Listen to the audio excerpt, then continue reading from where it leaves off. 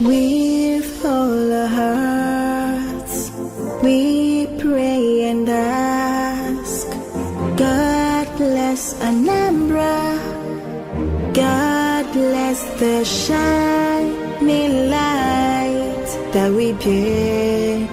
We're the only ones. Anambra State, obodo nka na ụzụ.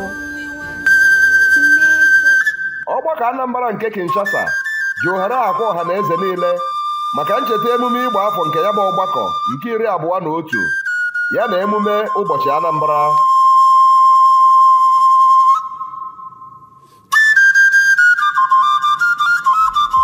Ụbọchị ọ ga-akpọtụ bụ ọ dị mkpụrụ ụbọchị 20 nke ọnwa Ọktoba n'ahọ a 2024. Ebe ọ ga-adị mee bụ na ama egwuregwu nke Holy Family Kasavubu Kinshasa. Emume a pụrụ iche ga-egosipụta mmalite broshuọ ha igosipụta omenala Igbo, ihe ọchị na ihe mkparịta ụka na ihe ndị ọzọ gasị. Onye ga-anọ n'isi oche ama ama n'ụbọchị ahụ bụ Chief Sunday Chukwuemeka, eze a na-eri nke ya ọ na-enwe aṅụrị. Onye ọbịa pụrụ iche bụ aka na-achị Anambra steeti, Gọvanọ Charles Chukwuma Soludo TFR.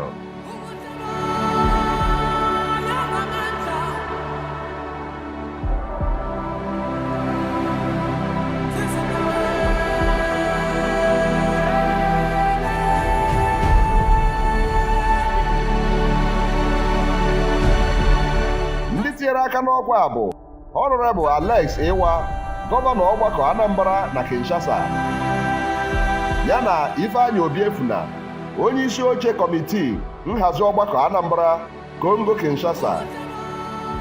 Ekwena ka aka ọlụ gị akọlụ maka nnukwu emume a dị ezigbota mkpa.